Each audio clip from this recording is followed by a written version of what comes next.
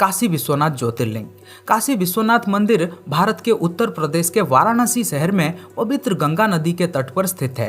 वाराणसी भारत में सबसे लंबे समय तक रहने वाले शहरों में से एक, जिसे बनारस या काशी के नाम से भी जाना जाता है, और यह भारत के 7 सबसे पवित्र शहरों में से एक है और कई महत्वपूर्ण हिंदू मंदिरों का घर है। बनारस को एक ऐसे जगह के रूप में भी जाना जाता है जहां आयुर्वेद और योग परंपरा के निर्माता पतंजलि रहते थे और शिक्षा देते थे।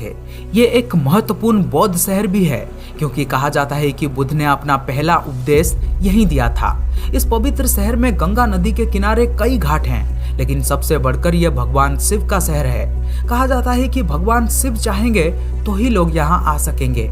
ये मोक्ष प्राप्त करने और जन्म और मृत्यु के चक्र से मुक्त होने के लिए सबसे महत्वपूर्ण तीर्थ स्थलों में से एक है।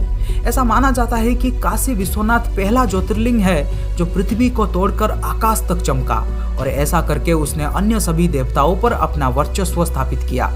इस मंदिर में ज्योतिर्लिंग के साथ शक्तिपीठ भी हैं। इस मंदिर में शिव को विश्वेश्वर के नाम से भी जाना जाता है, जिसका अर्थ है ब्रह्मांड का शासक।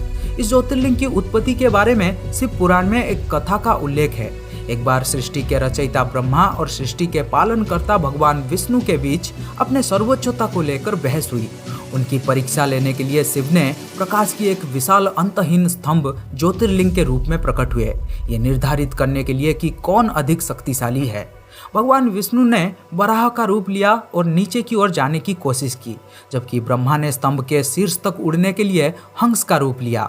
लंबे समय तक स्तंभ के अंत को खोजने की कोशिश करने के बाद ब्रह्मा ने अहंकार के कारण झूठ बोला और कहा कि उन्हें स्तंभ का अंत मिल गया है और साक्षी के रूप में कौतुकी का फूल दिखाया, जबकि भगवान विष्णु ने ईमानदारी से कहा कि उन्हें इसका अंत नहीं मिल सका और उन्होंने अपनी हार स्वीकार कर ली। तब भगवान शिव ने क्रोधित भैरव का रूप धारण किया और ब्रह्मा के 5वें सिर को काट दिया।